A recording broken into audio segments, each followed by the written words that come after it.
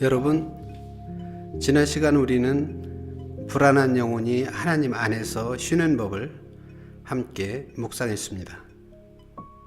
이 쉼은 단순히 멈춰 서는 것이 아니라 하나님 안으로 들어가는 것임을 우리는 조용히 배워왔습니다. 그리고 오늘 그 쉼이 어디에서 시작되는지를 조금 더 분명하게 붙들어 보려고 합니다. 오늘의 주제는 하나님은 나의 피난처입니다.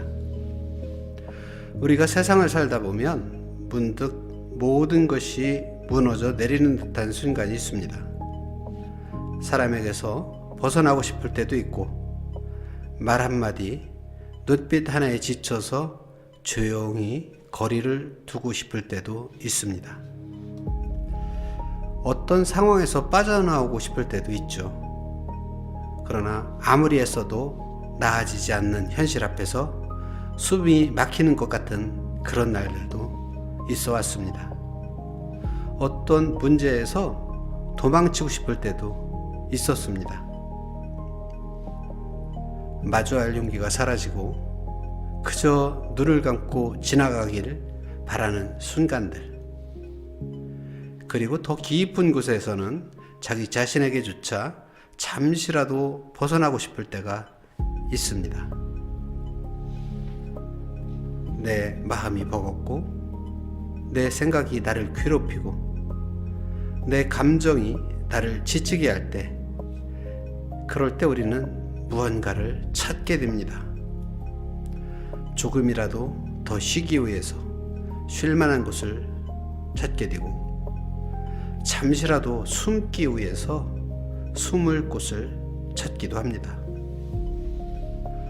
어떻게든 버텨보려고 다른 방법들을 붙잡아 보기도 합니다. 그런데 여러분, 우리는 살면서 늘 괜찮은 곳을 찾으며 살아왔습니다. 조금 덜 불안한 곳, 조금 덜 힘든 곳, 조금 덜 흔들리는 곳. 그래서 더 나은 환경을 찾고, 더 편안한 자리를 찾고, 더 좋은 사람들을 찾으며 끊임없이 움직여 왔습니다.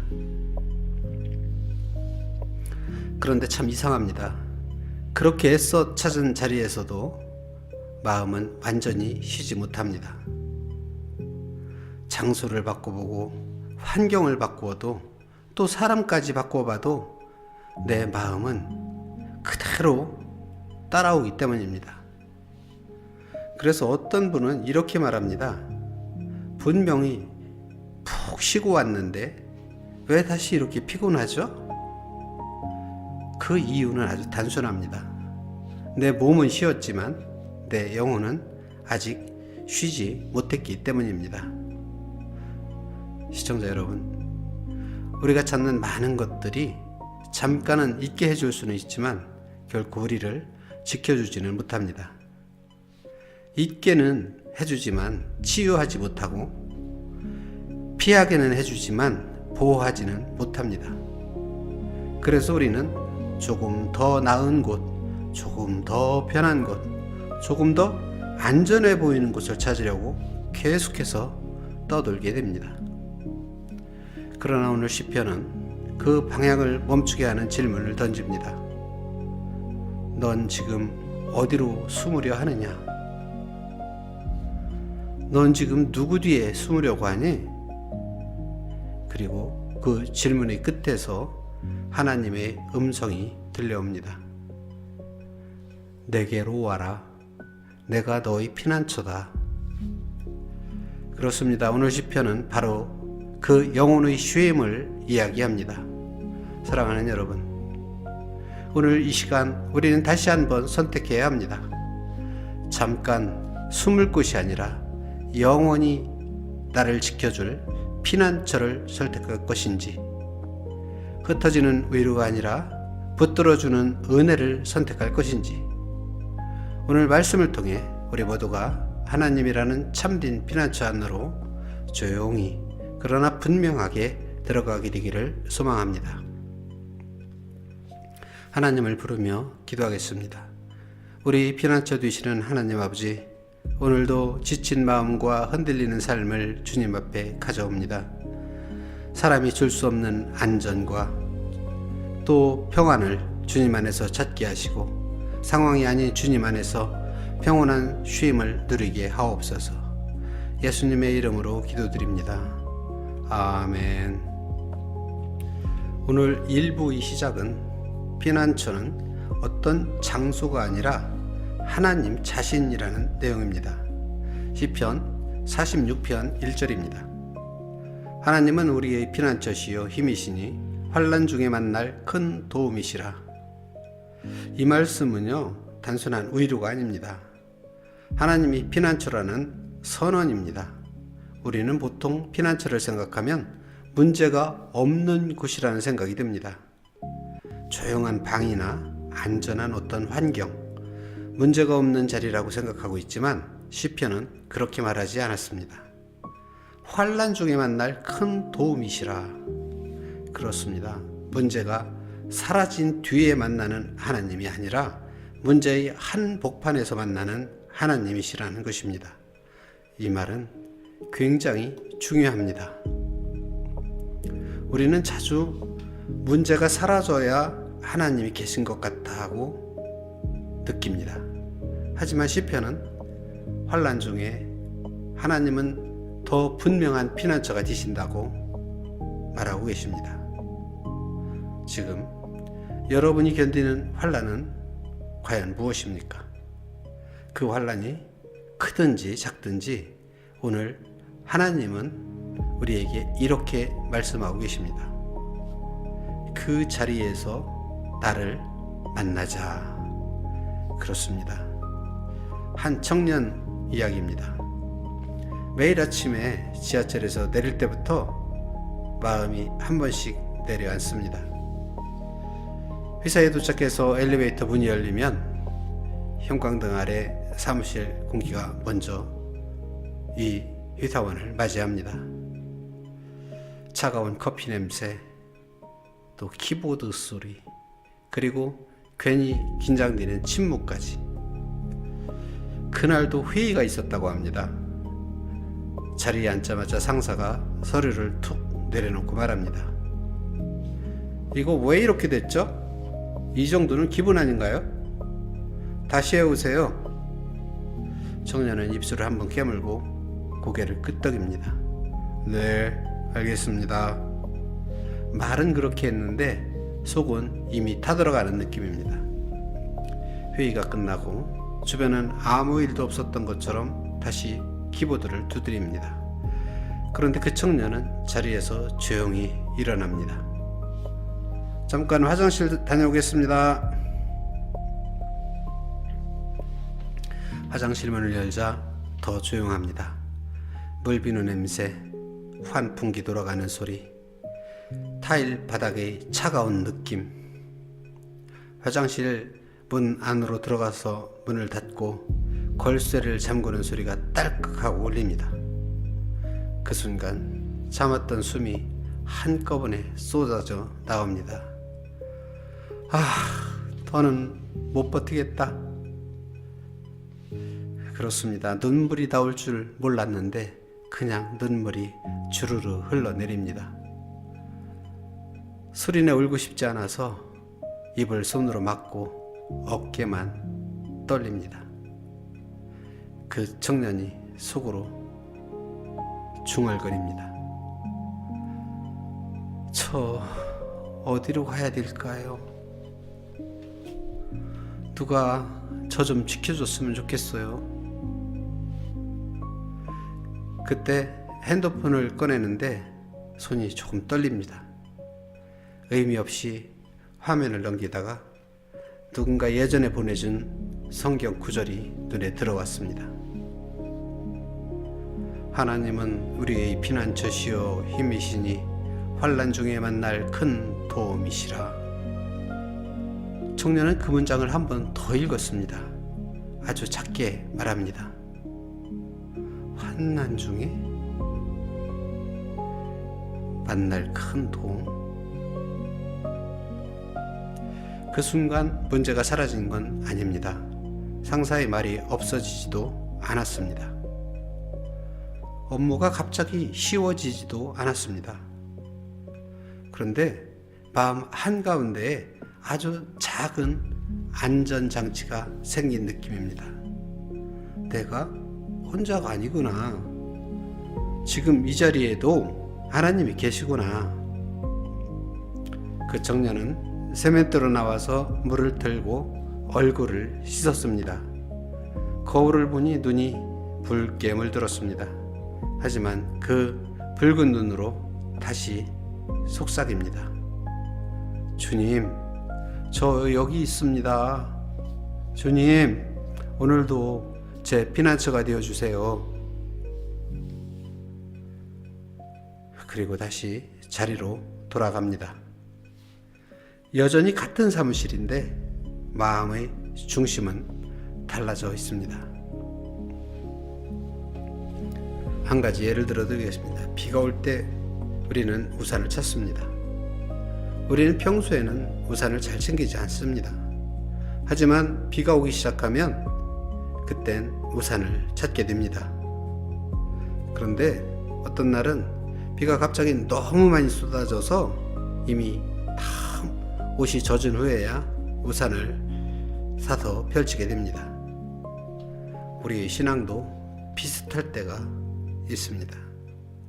평소에는 하나님을 크게 찾지 않다가 어떤 문제가 생기면 그때서야 하나님을 찾고 있습니다.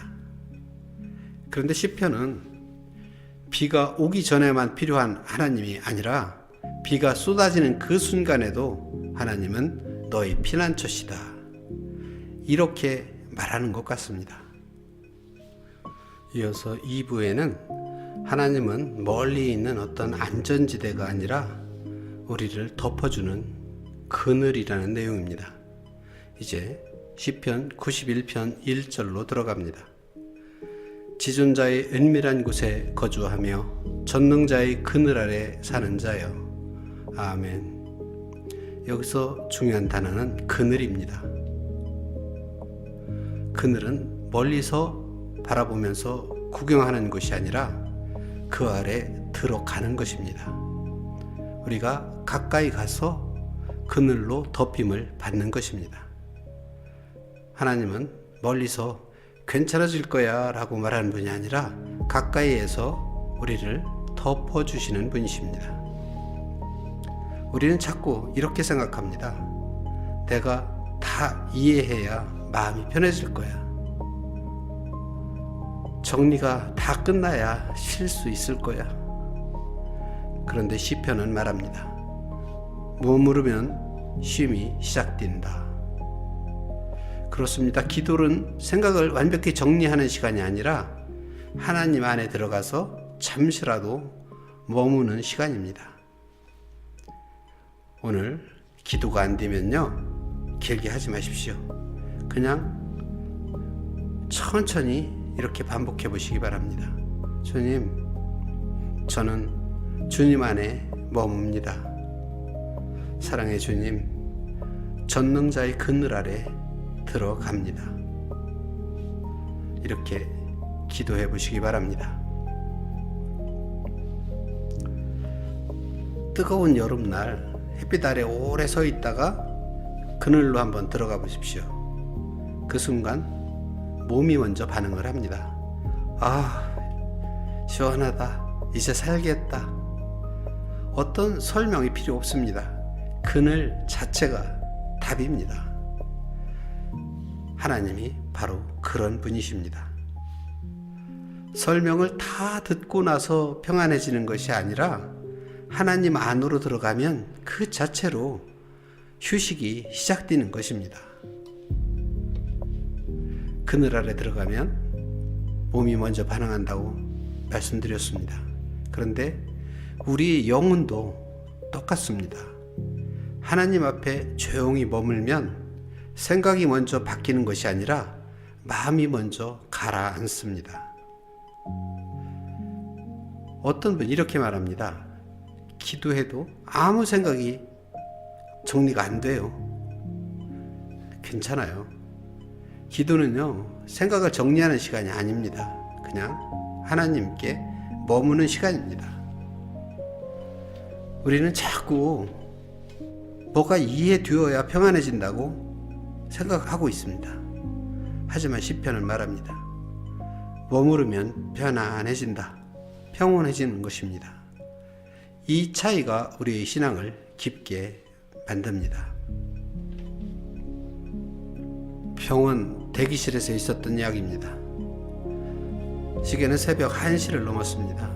복도는 유난히 밝고 형광등이 하얗게 빛납니다. 바닥은 계속 닦여서 반짝이고 소독약 냄새가 코끝에 남아 있습니다. 대기실 의자는 딱딱합니다. 앉아 있어도 편하지 않고 서 있어도 편하지 않습니다. 자판기 커피를 한 모금 마셔도 따뜻한데도 속이 차갑습니다. 조금 전에 의사가 이렇게 말했습니다.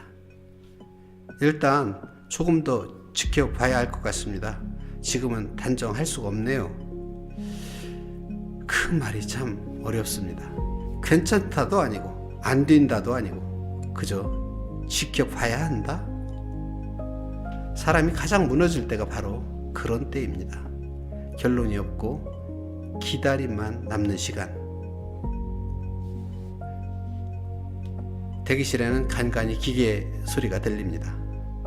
멀리서 들리는 삑삑 소리, 누군가 끄는 침대 바퀴 소리, 그리고 핸드폰 화면에 떠있는 끝나지 않는 검색 기록. 이 증상은 내 수치가 이런데 이 수치는 혹시 뭐가 아닐까? 근데 아무리 찾아봐도 마음이 안정되는 것이 아니라 더 불안해집니다. 그런데 그분이 어느 순간 핸드폰 메모장을 켰습니다. 그리고 짧게 적었습니다. 지금은 내가 할 수 있는 게 하나도 없다. 그 문장을 보고 한 번 더 깊이 숨을 쉽니다. 그리고 조용히 화면을 덮습니다. 주님, 저는 지금 너무 무섭습니다. 그때 떠오르는 말씀이 있습니다. 시편 121편의 고백입니다. 여호와께서 너를 지켜 또 내 영혼을 지키시리로다. 여기서 지켜주신다는 말이 그날 밤에는 이상하게 설명이 아니라 담요처럼 느껴집니다.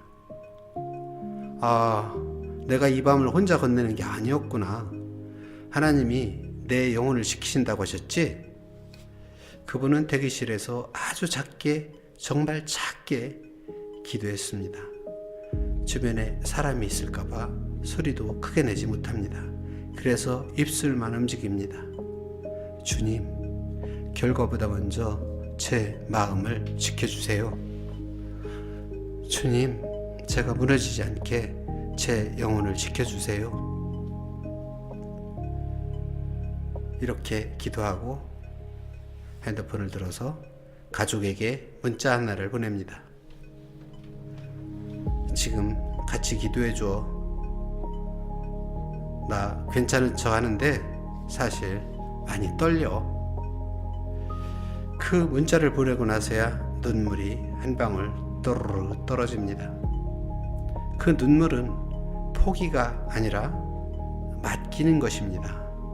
그리고 그 밤은 여전히 길지만 그분은 혼자가 아닙니다. 여러분, 하나님은 때로 문제를 즉시 끝내주시기 전에 먼저 우리를 지켜주십니다. 어떤 상황이 흔들릴 때 내 영혼이 먼저 무너지지 않도록 우리를 지켜주십니다. 이번에는 3부입니다. 하나님은 나를 지키시는 분입니다. 그렇습니다. 시편 121편에 여호와께서 너를 지켜 모든 환난을 면하게 하시며 또 내 영혼을 지키시리로다. 아멘. 여기서 핵심은 지키신다는 말입니다. 우리는 종종 이렇게 생각합니다. 하나님이 나를 도우시면 문제가 없어져야 하는 거 아닌가? 하지만 시편은 그렇게 말하지 않았습니다. 문제 속에서도 하나님이 나를 지키신다고 말하고 계십니다. 어린아이가 길을 걸을 때 길이 위험하지 않을 수 없습니다. 차도 있고 사람들도 있고 넘어질 수도 있습니다. 그런데 아이는 왜 안정감을 느낄까요? 아빠의 손을 잡고 있기 때문입니다. 길이 안전해서가 아니라 함께 하는 사람이 안전하기 때문입니다. 하나님이 바로 그런 분이십니다. 이번엔 4부입니다. 우리는 왜 피난처를 잘못 찾을까? 우리는 종종 피난처를 잘못 선택합니다. 그래서 사람에게 숨습니다. 그가 나를 보호해주거나 내 편을 들어줄 줄 압니다. 또는 뻘뻘 땀을 흘리면서 일을 하면서 일 속에 숨습니다. 어떤 사람은 휴대폰을 보면서 휴대폰 속으로 숨습니다. 어떤 사람은 너무 바쁘다고 하면서 바쁨 속으로 숨습니다. 그 순간 잠깐은 괜찮아집니다. 하지만 곧바로 다시 흔들리게 됩니다. 왜냐하면 그것들은 피난처처럼 보이는 것 같긴 하지만 진짜 피난처가 아니기 때문입니다. 우리는 너무 쉽게 잠깐 괜찮아지는 것을 진짜 쉰다는 것으로 착각합니다. 예를 들면 잠깐 웃고 나면 괜찮아진 것 같잖아요. 잠깐 바쁘게 지내면 또 나아진 것 같잖아요. 잠깐 잊고 있으면 아무렇지도 않은 것 같잖아요. 그런데 조용해지는 순간 그 모든 문제가 다시 끼어들어옵니다.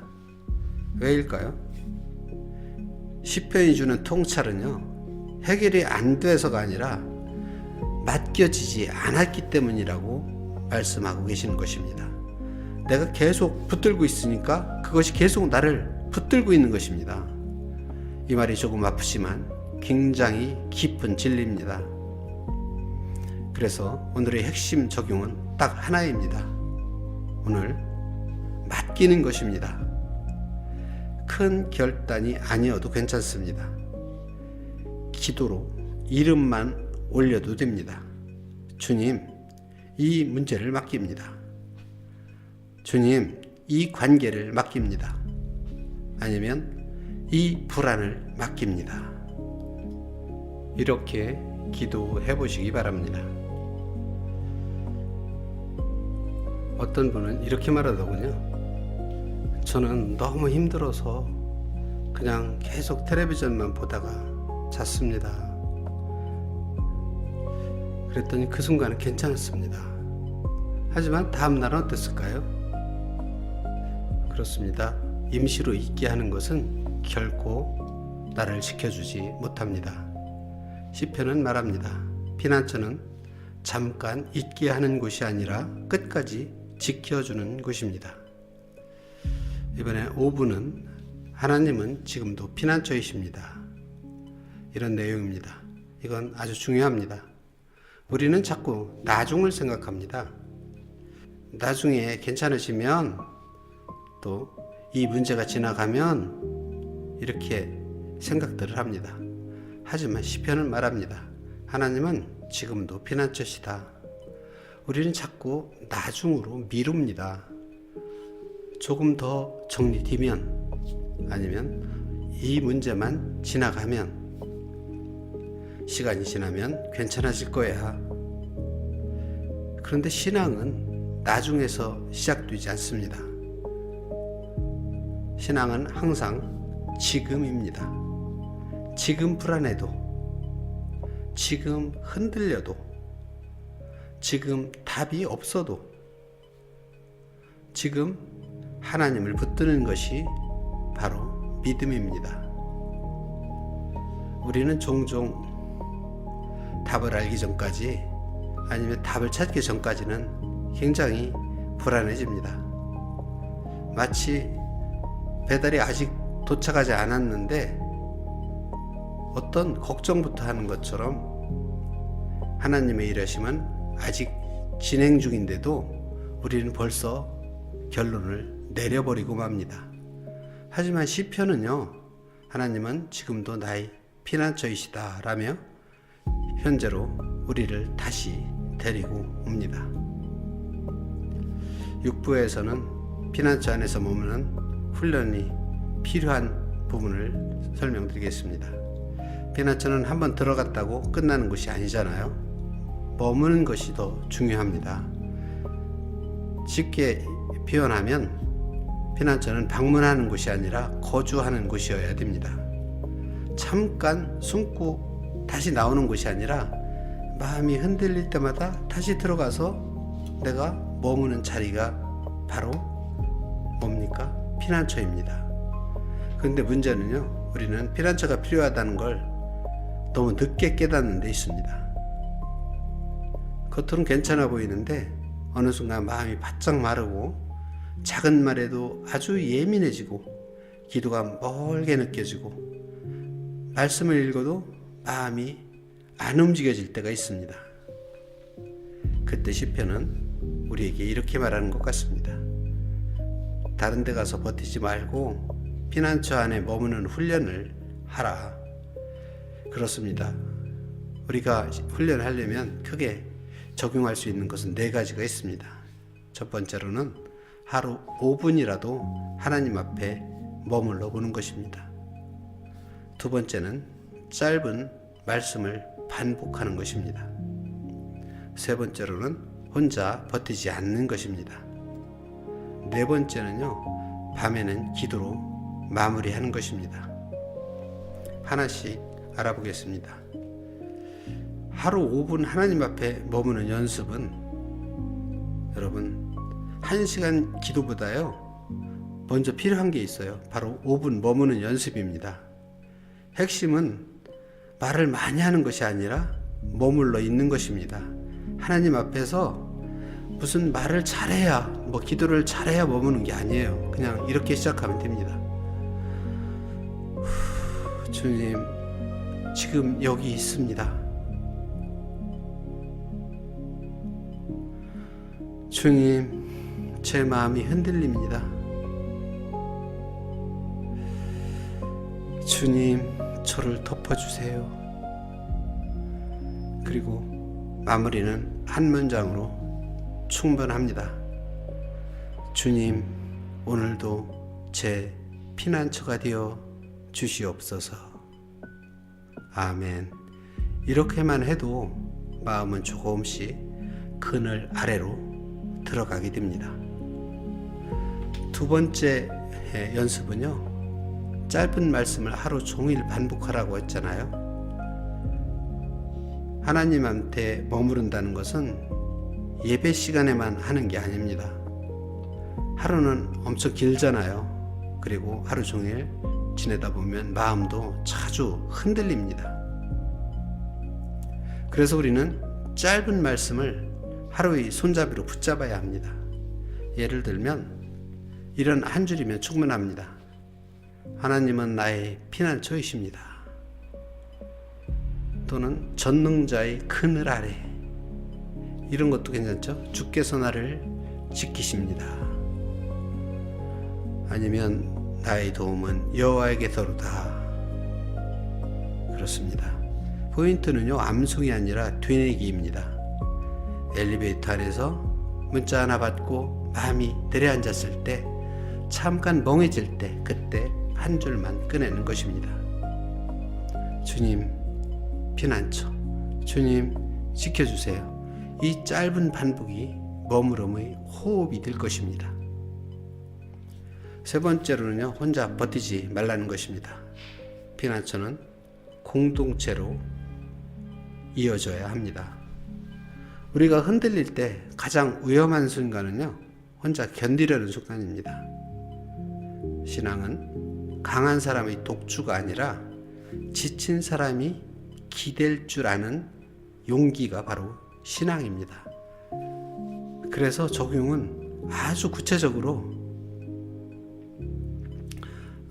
몇 가지만 알아보겠습니다. 첫 번째, 이번 주에 한 사람에게만이라도 기도를 부탁해보자.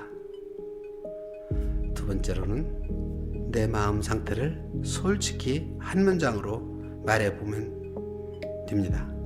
요즘 나 좀 불안해. 아니면 나 괜찮은 척 하는데 사실 지쳐. 기도 좀 부탁해. 그리고 가능하다면 세 번째로 기도 동역자를 한 명만 정해두는 것도 좋습니다.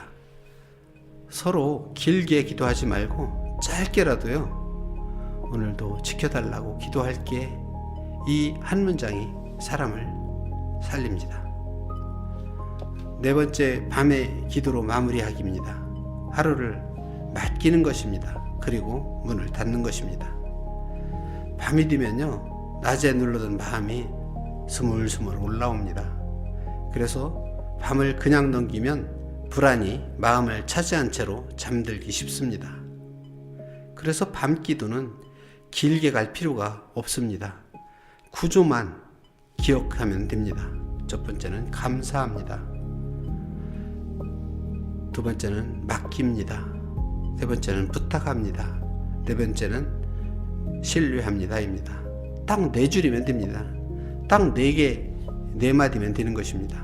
감사는요, 예를 들면 오늘 버티게 해주셔서 감사합니다. 맡기는 것은요, 주님 제 마음을 내려놓습니다. 이게 맡기는 거예요. 부탁은요, 주님 제 영혼을 지켜 주시옵소서. 이게 부탁하는 거고요. 신뢰라는 것은요, 주님이 주무시지 않고 지키심을 믿습니다. 이게 신뢰입니다. 이게 믿음입니다. 딱 이 4줄이면 됩니다. 여러분, 와이파이가 끊어지면 어떤 일이 생기는지 바로 알 수 있죠. 첫 번째로는 화면이 멈춥니다. 로딩이 길어집니다. 갑자기 연결 불안정이 뜹니다. 제일 답답한 건 되는 것 같은데 안 되는 느낌입니다. 그런데 신기하게도요, 하나님과의 연결이 약해질 때는 우리가 그걸 정말 늦게 알게 되고 늦게 깨닫습니다. 겉으로 보면 정상처럼 보이거든요. 출근도 하고 말도 잘하고 밥도 잘 먹고 웃기도 합니다. 그런데 속은 이런 증상이 나타납니다. 괜히 예민해집니다. 남들과 비교가 많아집니다. 작은 일에 마음이 크게 흔들립니다. 기도하려고 하면 바로 딴 생각이 밀려 들어옵니다. 말씀을 읽는데도 마음이 안 붙습니다. 기쁨이 아니라 의무만 남습니다. 이게 영혼의 연결의 약함입니다. 그럼 이런 걸 해결하는 것은 어떻게 해야 될까요? 와이파이도 답이 단순하잖아요. 그렇습니다. 바로 다시 연결하는 겁니다. 다시 연결하는 법은 4가지로 할 수 있어요. 첫 번째는 멈추는 것입니다.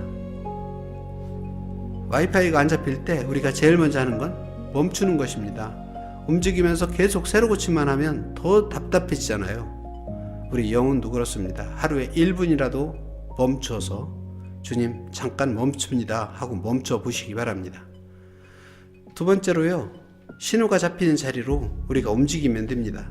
와이파이가 약할 때 창가로 가거나 공역이 가까이 가면 잘 잡히잖아요. 우리 영혼도 신호가 잘 잡히는 그런 자리로 가야 합니다. 말씀 앞으로 가고, 기도의 자리로 가고, 예배의 자리로 가고, 공동체의 자리로 가고, 환경을 바꾸는 게 아니라 자리를 바꾸는 겁니다. 주님 가까이 내가 갑니다 하고 자리를 바꿔보시기 바랍니다. 세 번째로는요, 방해 요소를 끊어야 합니다. 와이파이가 안 되면 한 번은 비행기 모드를 켰다가 끄고 불필요한 앱도 닫아버리죠. 영혼도 방해 요소를 정리해야 합니다. 계속 울리는 알림, 끊지 못하는 비교, 마음을 더럽히는 어떤 습관, 붙들고 놓지 않는 어떤 걱정, 이때 필요한 기도는요, 길지 않습니다. 주님, 방해를 끊게 해 주시옵소서. 이렇게 기도하시면 됩니다. 네 번째로는요, 자동 연결하는 것을 유지해야 됩니다. 이거 루틴이죠. 이런 루틴을 우리는 가져야 됩니다. 가장 좋은 와이파이는 매번 비밀번호를 입력시키는 게 아니라 자동 연결되도록 저장해 두는 겁니다. 신앙도 마찬가지입니다. 하루 5분 한 줄 말씀, 밤기도, 시편 묵상, 1분 묵상, 이게 영혼의 자동 연결입니다. 여러분이 지금 여기까지 오신 것은 이 영혼의 자동 연결 장치를 잘 연결하고 계신 것입니다. 그러면 어느 날부터 달라집니다. 상황이 안 바뀌어도 마음이 먼저 덜 흔들립니다. 왜냐하면 연결이 유지되면 하나님의 평안이 지속적으로 들어오기 때문입니다. 사랑하는 구독자 여러분, 오늘 우리가 할 일은 거창하지 않습니다. 더 잘하는 것이 아닙니다. 그냥 다시 연결되기입니다. 지금 이 순간, 주님, 저 다시 연결합니다. 주님, 제 피난처 안에 머뭅니다. 한마디면 충분합니다.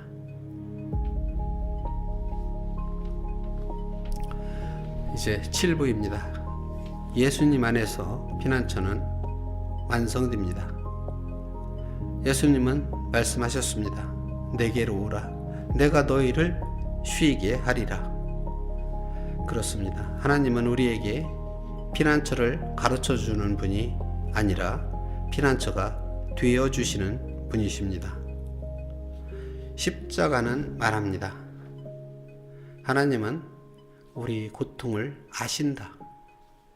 하나님은 우리 밤을 외면하지 않으신다. 지금 내 마음은 어디에 숨고 있습니까? 여러분이 가장 사랑하는 사람입니까? 여러분이 가장 좋아하는 일입니까? 아니면 여러분이 제일 염려하는 걱정입니까? 그것도 아니라면 하나님입니까? 그렇습니다. 폭풍 속에서도 중심에는 고요함이 있습니다. 우리 삶도 마찬가지입니다. 밖에선 흔들릴 수 있습니다. 문제도 남아 있을 수 있습니다. 그러나 하나님 안에는 흔들리지 않는 중심이 있습니다. 여러분, 어쩌면 지금 이 영상을 듣고 계실 분들 가운데 이렇게 생각하는 분이 계실지도 모르겠습니다. 나는 너무 약한 것 같아요. 왜 나는 이렇게 쉽게 흔들릴까요?